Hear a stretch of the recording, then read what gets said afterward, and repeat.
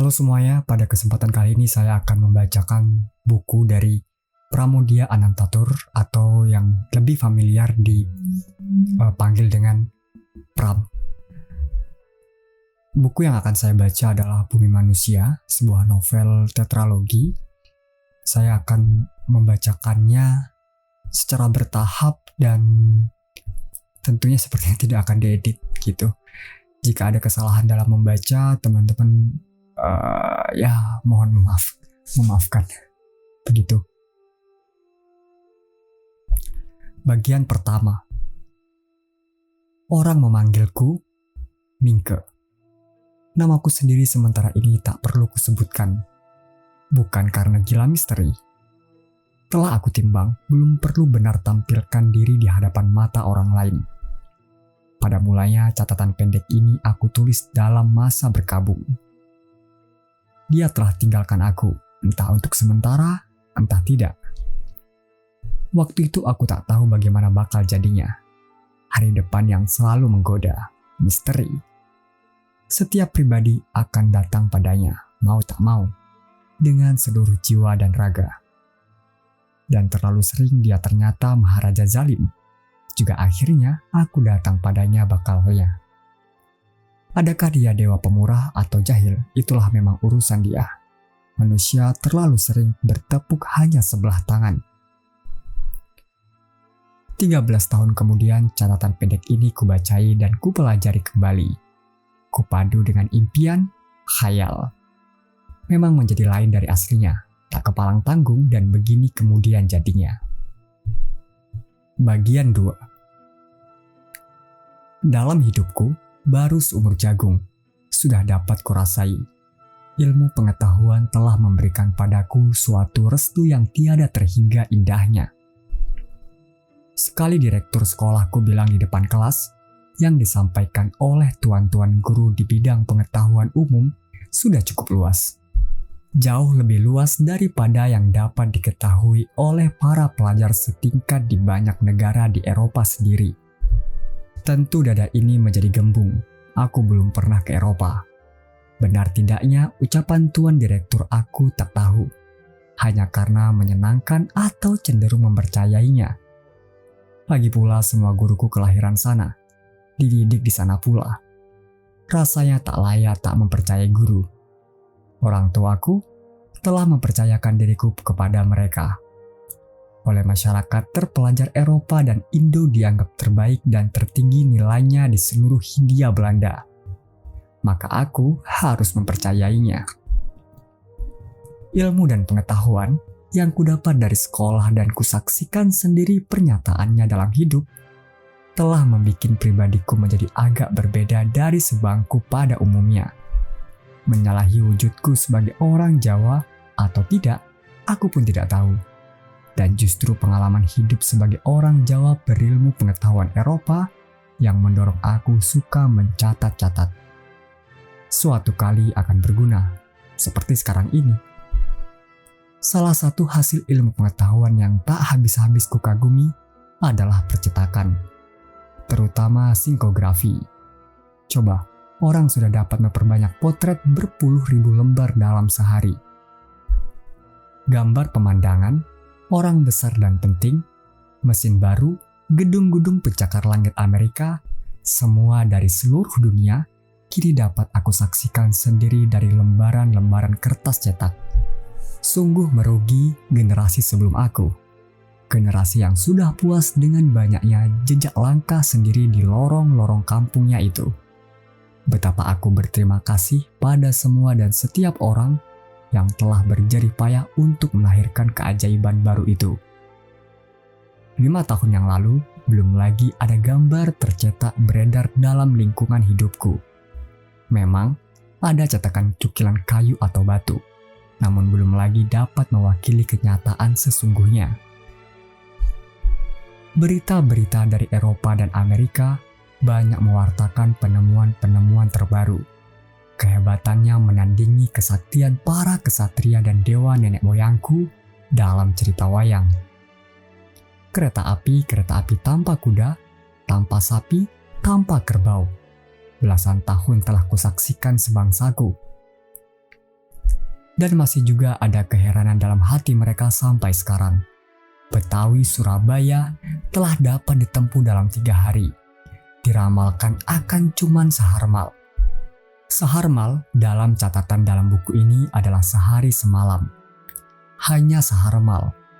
Deretan panjang gerbong sebesar rumah, penuh barang dan orang pula, ditarik oleh kekuatan air semata. Kalau Stevenson pernah aku temui dalam hidupku, akan kupersembahkan padanya karangan bunga, sepenuhnya dari anggrek. Jaringan jalan kereta api telah membelah-belah pulauku, Jawa. Kepulan asapnya mewarnai langit tanah airku dengan garis hitam, semakin pudar untuk hilang ke dalam ketiadaan. Dunia rasanya tiada berjarak lagi, telah dihilangkan oleh kawat. Kekuatan bukan lagi jadi monopoli gajah dan badak. Mereka telah digantikan oleh benda-benda kecil buatan manusia, torak, sekrup, dan mur. Dan di Eropa sana, orang sudah mulai membuat mesin yang lebih kecil dengan tenaga lebih besar, atau setidaknya sama dengan mesin uap. Memang tidak dengan uap, dengan minyak bumi. Warta sayup-sayup mengatakan, Jerman malah sudah membuat kereta digerakkan listrik. Ya Allah. Dan aku sendiri belum lagi tahu membuktikan apa itu listrik. Tenaga-tenaga alam mulai diubah manusia untuk diabdikan pada dirinya. Orang malah sudah merancang akan terbang seperti Gatot Kaca, seperti Ikarus. Salah seorang guruku bilang, sebentar lagi, hanya sebentar lagi, dan umat manusia tak perlu lagi membanting tulang memeras keringat dengan hasil sedikit. Mesin akan menggantikan semua dan setiap macam pekerjaan. Manusia akan tinggal bersenang. Berbahagialah kalian, para siswa, katanya, akan dapat menyaksikan awal zaman modern di Hindia ini. Modern? Dengan cepatnya kata itu menggelembung dan membiak diri seperti bakteri di Eropa sana. Setidak-tidaknya menurut kata orang. Maka izinkanlah aku ikut pula menggunakan kata ini. Sekalipun aku belum sepenuhnya dapat menyelami maknanya. Pendeknya dalam zaman modern ini, potret sudah dapat diperbanyak sampai puluhan ribu sehari.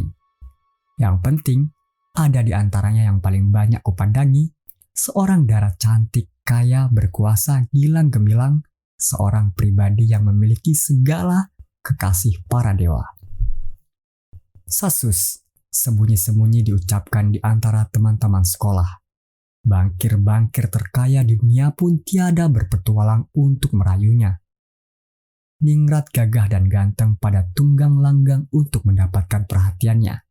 Hanya perhatian. Pada waktu-waktu menganggur, sering aku pandangi wajahnya sambil mengandai-andai. Betapa, dan betapa tinggi tempatnya. Jauh pula, sebelum atau 12.000 mil laut dari tempatku, Surabaya. Pelayaran sebulan naik kapal, mengarungi 2 samudera, 5 selat dan 1 terusan. Itu pun belum tentu dapat bertemu dengannya. Tak berani aku menyatakan perasaanku pada siapapun. Orang mentertawakan dan menamai aku gila. Di kantor pos, kata sang Sasus pula, kadang didapatkan surat lamaran yang ditunjukkan pada dara yang jauh dan tinggi di sana itu. Tak ada yang sampai. Sekiranya aku bergila memberanikan diri, sama saja. Penjabat pos akan menahannya untuk dirinya sendiri. Dara kekasih para dewa ini seumur denganku, 18. Kami berdua dilahirkan pada tahun yang sama, 1880. Hanya 1 angka berbentuk batang. 3 lainnya bulat-bulat seperti kelereng salah cetak. Hari dan bulannya juga sama, 31 Agustus. Kalau ada perbedaan, hanya jam dan kelamin. Orang tuaku tak pernah mencatat jam kelahiranku. Jam kelahirannya pun tidak aku ketahui. Perbedaan kelamin. Aku pria, dia wanita. Mencocokkan jam yang tidak menentu itu juga memusingkan. Setidak-tidaknya, bila pulauku diselimuti kegelapan malam, negerinya dipancari surya. Bila negerinya dipeluk oleh kehitaman malam, pulauku gemerlapan di bawah surya Khatulistiwa. Guruku, Magda Peters, melarang kami mempercayai astrologi. Omong kosong, katanya. Thomas Aquinas, sambungnya, pernah melihat dua orang yang lahir pada tahun, bulan, hari, dan jam, malah tempat yang sama. Ia angkat telunjuk dan menantang kami dengan lelucon astrologi. Nasib keduanya sungguh tidak pernah sama. Yang seorang tuan tanah besar, yang lain justru budaknya. Dan memang aku tidak percaya. Bagaimana akan percaya? Dia tidak pernah jadi petunjuk untuk kemajuan ilmu dan pengetahuan manusia. Kalau dia benar, cukuplah kita takluk padanya. Selebihnya boleh dilempar ke keranjang babi. Dia tak akan mampu meramalkan siapa darah itu, di mana tempatnya. Tak bakal. Pernah aku meramal untuk iseng. Horoskop dibolak dan dibalik. Sang peramal buka mulut. Nampak dua gigi emasnya. Bila Tuhan ada kesabaran, pasti. Dengan demikian aku lebih mempercayai akalku. Dengan kesabaran seluruh umat manusia menemuinya pun, aku tak bakal mungkin. Aku lebih mempercayai ilmu pengetahuan. Akal. Setidak-tidaknya padanya ada kepastian-kepastian yang bisa dipegang. Tanpa mengetuk kamar pemondokanku, Robert Shurov, di sini tak kupergunakan nama sebenarnya, masuk. Didapatinya aku sedang mencangkungi gambar sang Dara, kekasih para dewa itu. Ia terbahak diri, menggerabak dan tersipu. Lebih kurang ajar lagi justru seruannya. Ahoy, si pologonik mata keranjang kita, buaya kita. Bulan mana pula sedang kau rindukan? Memang aku berhak mengusirnya, tapi dengusku. Siapa tahu? Astrolog itu tahu segalanya, kecuali dirinya sendiri. Kemudian seperti biasa ia lanjutkan dengan seringai. Biar aku ceritakan, dia temanku sekolah di HBS. Jalan HBS Surabaya. Ia lebih tinggi daripadaku. Dalam tubuhnya mengalir darah pribumi. Entah berapa tetes atau gumpal. Jangan-jangan yang itu.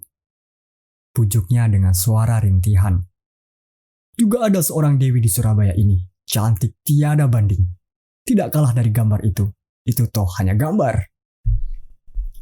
Apa yang kau maksudkan dengan cantik? Apa? Kan kau sendiri sudah merumuskan. Letak dan bentuk tulang yang tepat. Diikat oleh lapisan daging yang tepat pula. Benar. Terusku setelah kehilangan kegigukan. Apalagi? Kulit yang halus lembut, mata yang bersinar, dan bibir yang pandai berbisik. Kau sudah tambahi dan rubah dengan pandai berbisik. Jadi bibir itu hanya harus bisa memekik dan mengutuki kau. Kan biarpun mengutuki asal berbisik, tak apa. Shh. Aku mendiamkannya. Pendeknya, kalau memang jantan, pilogonik sejati, mari aku bawa ke sana. Aku ingin lihat bagaimana akan solah dan tingkahmu. Apa kau memang sejantan bibirmu? Aku masih banyak pekerjaan. Kecut sebelum turun gelanggang, tuduhnya. Aku tersinggung. Aku tahu otak HBS dalam kepala Robert Shurov ini hanya pandai menghina, mengecilkan, melecehkan, dan menjahati orang. Dia anggap tahu kelemahanku. Tak ada darah Eropa dalam tubuhku. Sungguh-sungguh dia sedang bikin rencana jahat terhadap diriku. Jadi, jawabku, itu barang beberapa minggu yang lalu, awal tahun pelajaran baru. Dan sekarang seluruh Jawa berpesta pora. Mungkin juga seluruh Hindia Belanda. Triwarna berkibar riang di mana-mana. Dara yang seorang, dewi kecantikan kekasih para dewa itu, kini naik tahta. Ia sekarang ratuku. Aku kaulanya. Tepat seperti cerita Yurov Magda Peters tentang Thomas Aquinas. Ia adalah Sri Ratu Wilhelmina. Tanggal, bulan, dan tahun kelahiran telah memberikan kesempatan pada astrolog untuk mengangkatnya jadi ratu dan menjatuhkan aku jadi kaulanya. Dan ratuku itu malahan tidak pernah tahu aku benar-benar ada di atas bumi ini. Sekiranya ia lahir 1 atau 2 abad sebelum atau sesudah aku bertemu hati ini, takkan jadi begini nelangsa. 7 September 1898, hari Jumat Legi, Ini di Hindia, di Netherlands sana 6 September 1898, hari Kamis Kliwon. Para pelajar seakan gila merayakan penobatan ini. Pertandingan, pertunjukan, pemeranan keterampilan dan kebiasaan yang dipelajari orang dari Eropa, sepak bola, stenden, kasti, dan semua itu tak ada yang menarik ke hatiku. Aku tak suka pada sport. Baiklah, mungkin cukup sampai di sini dulu untuk audiobook Bumi Manusia. Kalau misalkan kalian suka dan ya ingin aku melanjutkan audiobook ini, kalian bisa share audiobook ini di Instagram. Kemudian tag Instagram Suara Buku @suarabuku.net. Akhir kata, terima kasih telah mendengarkan. Sampai jumpa.